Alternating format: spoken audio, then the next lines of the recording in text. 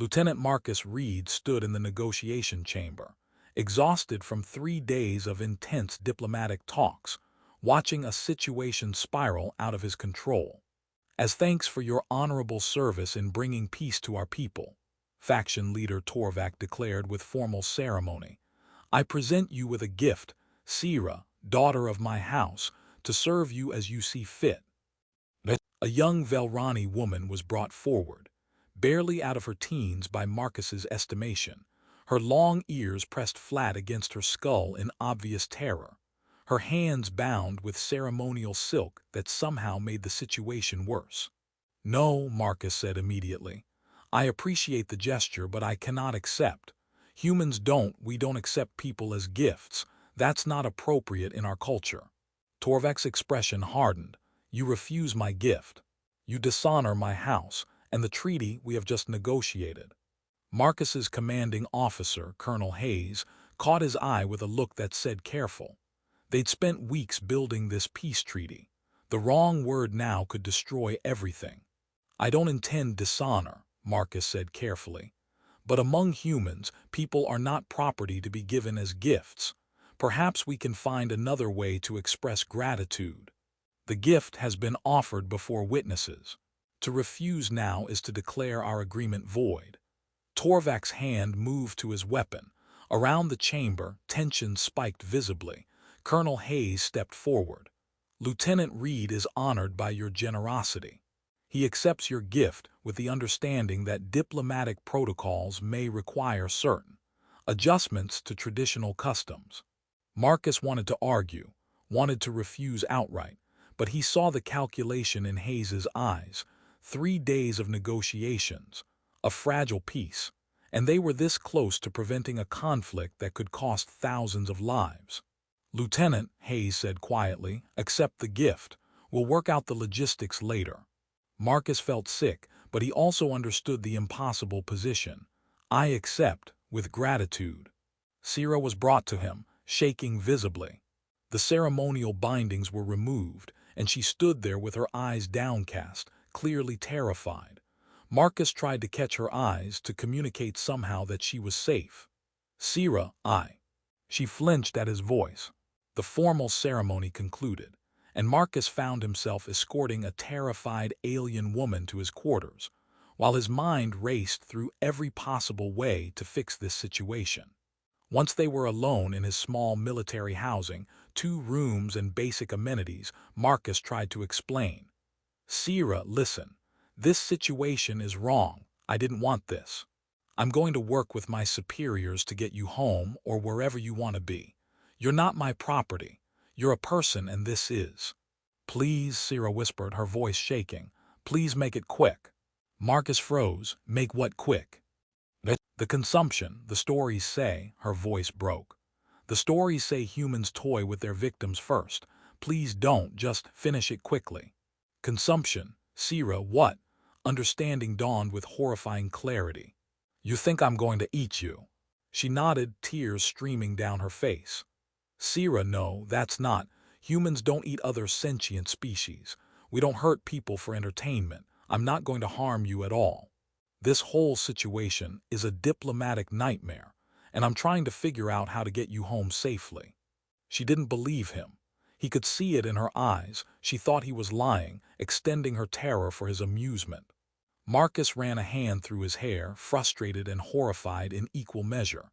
Okay, let me show you. The bedroom is yours. It locks from the inside. He demonstrated the lock mechanism. You can lock me out. I'll sleep on the couch in the common room. You have complete privacy. Sira stared at the lock like it was a trap. The kitchen is here. All this food, Marcus opened the cabinets, the refrigeration unit. All of it is available to you. Eat whatever you want, whenever you want. I'm not restricting anything. He was trying to help, but every gesture made Sira more terrified. When he showed her the bedroom, she thought he was isolating her. When he showed her food, she was convinced he was fattening her up for slaughter, a literal interpretation of myths she'd been taught since childhood. I know you don't believe me right now, Marcus said finally. But I promise you are safe here. I'm going to work on getting you home. Until then, this is your space. Take the bedroom. Lock the door if it makes you feel safer. I won't bother you unless you ask me to." He left her there and retreated to the common room, collapsing onto the couch with his head in his hands. His personal log entry that night was succinct. "They gave me a person as a gift. She thinks I'm going to eat her. How the hell do I fix this?" Day 3 of what Marcus privately called the worst diplomatic incident of my career. And Sierra still wouldn't eat in front of him. He'd wake up, find evidence that she'd taken food during the night, empty containers, used utensils carefully cleaned and put away. But the moment he was present, she wouldn't touch anything. "Sierra," he tried one morning, "you need to eat." "I'm not going to. I would never hurt you for eating. That's not how this works." She pressed herself against the far wall, as far from him as the small quarters allowed. Marcus sighed and left for his duty shift, making sure she knew the schedule so she could eat while he was gone. It felt like a failure, accommodating her fear instead of addressing it, but he didn't know what else to do. Colonel Hayes called him in for a progress report. "How's the situation with your gift?" "Sir, with respect, she's a person, not a gift. And she's terrified of me because of cultural myths about humans that apparently paint us as monsters." "I'm aware. Diplomatic Corps is working on repatriation, but it's complicated. Torvak's faction sees returning Sierra as rejecting their honor. We're trying to find a solution that doesn't restart the conflict." "How long?" "Weeks, maybe longer." Hayes's expression was sympathetic.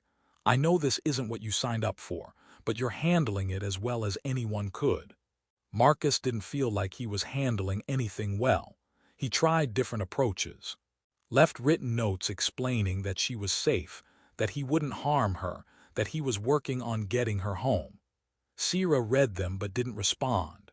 He brought Captain Lisa Chen, the base's senior medical officer, to meet Sierra, hoping that another woman's presence might make her less fearful. Sierra was polite to Chen, but still wouldn't make eye contact or engage in real conversation. He started spending more time at the base gym and less time in the quarters, giving Sierra maximum space and solitude. But even this backfired. Sierra seemed to interpret his absence as him planning something worse, building her terror through anticipation. "I can't win," Marcus told Chen over coffee in the commissary. "Everything I do makes her more scared. She thinks giving her privacy means I'm isolating prey. She thinks providing food means I'm fattening her up. She thinks my attempts to reassure her are psychological torture." "What do the myths say about humans, specifically?" "From what I've gathered from cultural databases, because Sierra won't talk to me enough to explain directly. Her faction preserves extremely old first contact stories from when relations between humans and Velrani were hostile.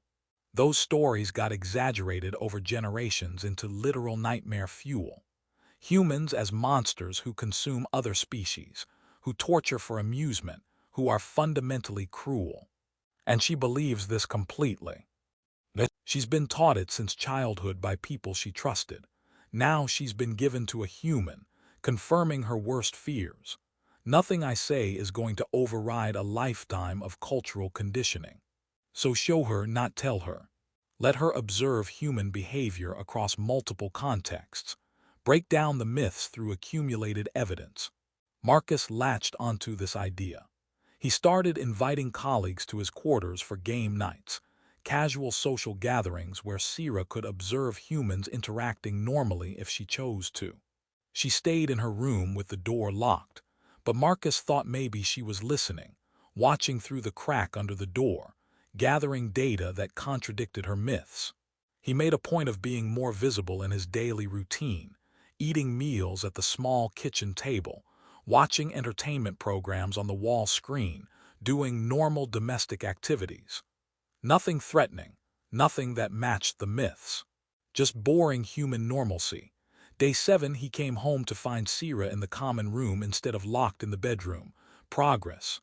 "Hi," he said carefully, not moving closer. "How are you? Why haven't you hurt me yet?" The question came out blunt, confused. "Because I'm not going to hurt you at all.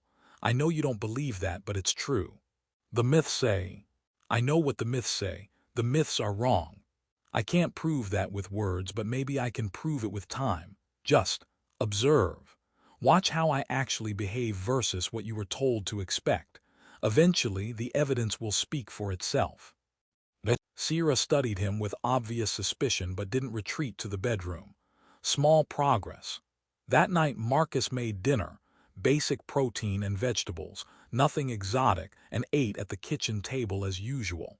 Sierra watched from the doorway, tense and ready to flee. Marcus didn't acknowledge her watching. Just ate normally, cleaned his dishes, and settled on the couch with a book. After an hour, Sierra crept to the kitchen and took food back to her room. The next morning, she ate breakfast in the common room while he was getting ready for his shift. They didn't speak, but being in the same space felt like progress. Day 10 brought the first real conversation. "Why do you apologize so much?" Sierra asked. Marcus was making coffee and hadn't realized she was in the common room. "What? You apologize constantly. For walking into the kitchen when I'm there. For your footsteps being loud. For existing, apparently. The myths say humans enjoy causing fear. You seem miserable about it." "Because I am miserable about it. You're terrified and I can't fix it, and this whole situation is wrong. Of course I apologize." "Monsters don't apologize." "Then maybe I'm not a monster." Sierra considered this for a long moment, then returned to her room without responding. But Marcus caught something in her expression. Not trust, not yet, but maybe the beginning of doubt about what she'd been taught. Progress. Day 14 brought crisis. Marcus returned from his shift to find Sierra collapsed in the bedroom, clearly in severe pain, her breathing labored. Medical training overrode everything else. He didn't ask permission, didn't explain, just acted. "Sierra, I need to examine you. Where does it hurt?" She tried to pull away, but she was too weak. Marcus did a quick assessment: elevated temperature, severe abdominal pain, signs of allergic reaction or poisoning. Something she'd eaten, probably.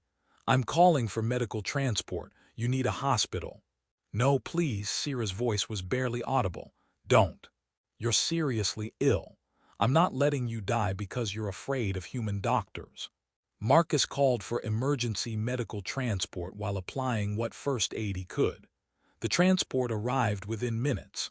Marcus rode with her, holding her hand despite her obvious fear, talking constantly to keep her conscious. "You're going to be fine. The doctors here are good. Captain Chen is excellent. They're going to figure out what's wrong and fix it. I'm not leaving you. You're safe." At the hospital, Chen took over with practiced efficiency. "Allergic reaction to something in your food supplies. Severe but treatable. She'll be fine." Marcus stayed through the treatment. Through the night, falling asleep in the chair beside Sierra's hospital bed. When he woke, she was watching him with an expression he couldn't read. "You stayed," she said quietly. "Of course I stayed. You were sick and scared. The myths say humans would enjoy watching suffering. You looked upset. Because you were in pain. Why would I enjoy that?" Sierra didn't have an answer. Over the following days, as she recovered, Sierra started observing Marcus with new attention, not through the lens of fear but with genuine curiosity. She noticed things she'd missed before. He was awkward around her, constantly uncomfortable, clearly not enjoying the situation. He apologized obsessively for startling her when he walked into a room, for his footsteps being too loud, for breathing too heavily when he was stressed. The apologies weren't manipulation. They were genuine discomfort with making her afraid. He made terrible jokes, genuinely awful attempts at humor that seemed designed to cut tension. Why did the Velrani cross the space station? To get to the other side. Yes, I know that joke is terrible. I'm terrible at jokes, it's a problem. He gave her space obsessively, sometimes to the point of obvious self-inconvenience, taking the longest route to the kitchen to avoid walking near her, sleeping on a couch that was clearly too short for his frame, maintaining distance, even when it made simple tasks complicated. None of this matched the myths. Monsters didn't make bad jokes. Predators didn't inconvenience themselves to give prey space. Cruel beings didn't show genuine concern for their victims' well-being. When they returned to quarters after her hospital discharge, Sierra sat at the kitchen table instead of retreating to the bedroom. Marcus moved carefully around her, maintaining distance. "Can I ask you something?" Sierra said. "Of course." "Why did you accept me?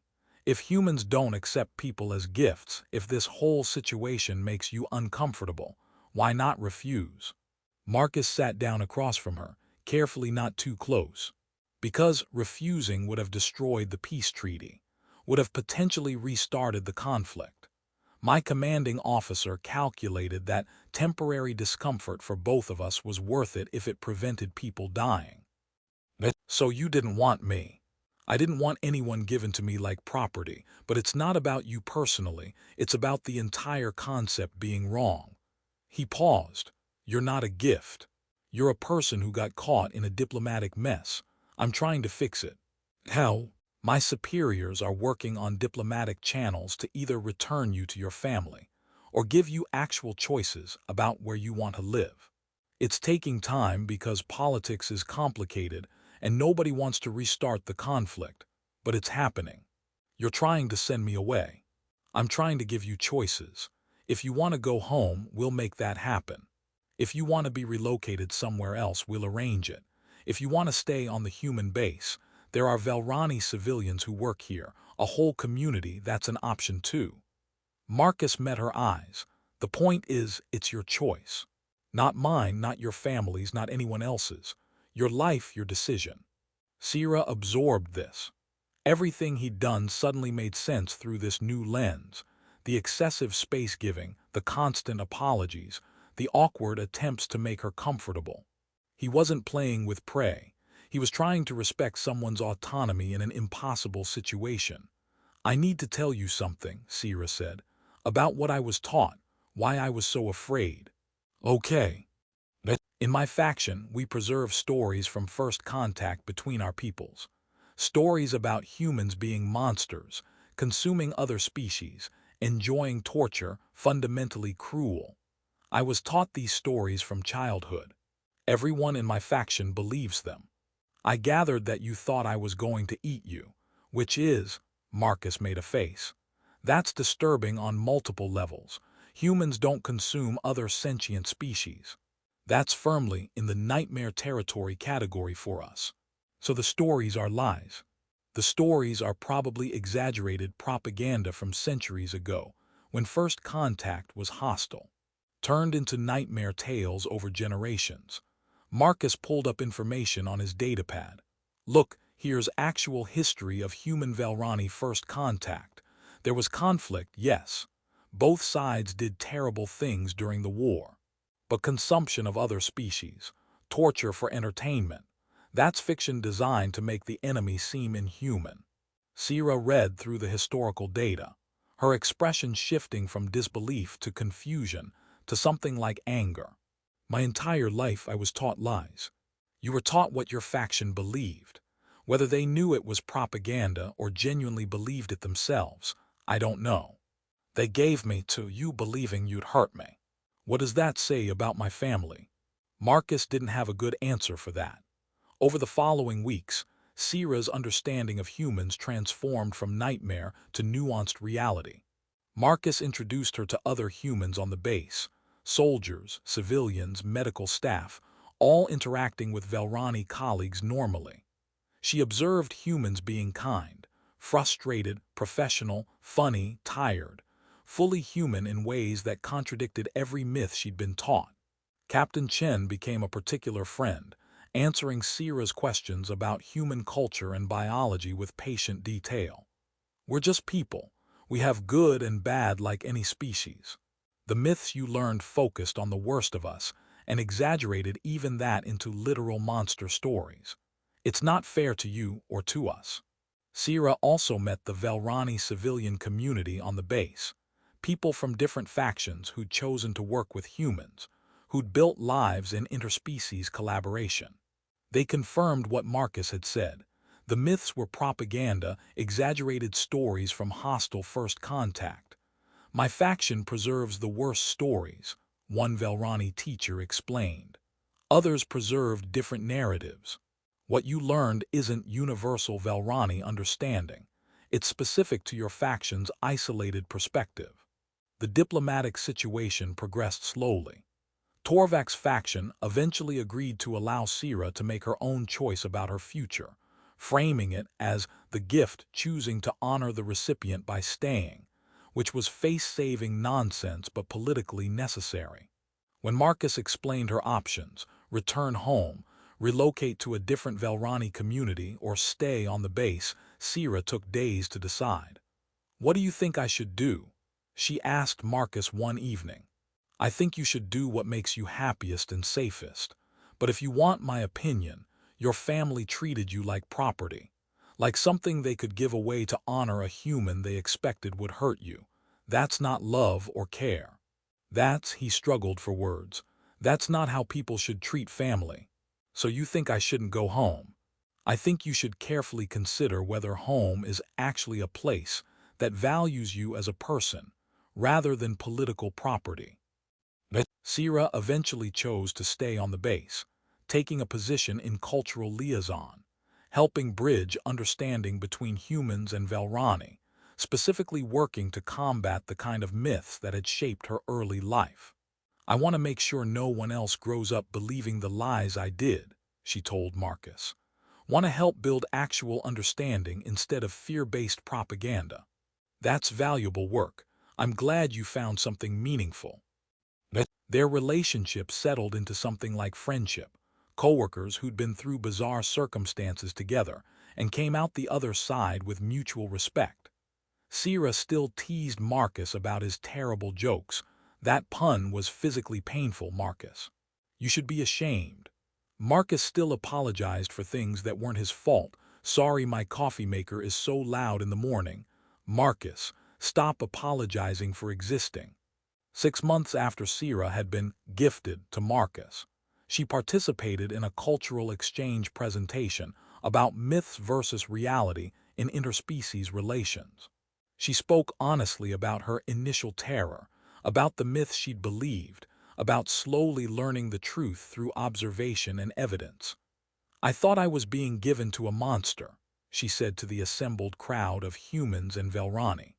"Instead, I met someone who was horrified by the situation, who worked constantly to make me comfortable, who prioritized my safety and autonomy, even when it would have been easier to just accept the power he'd been given over me.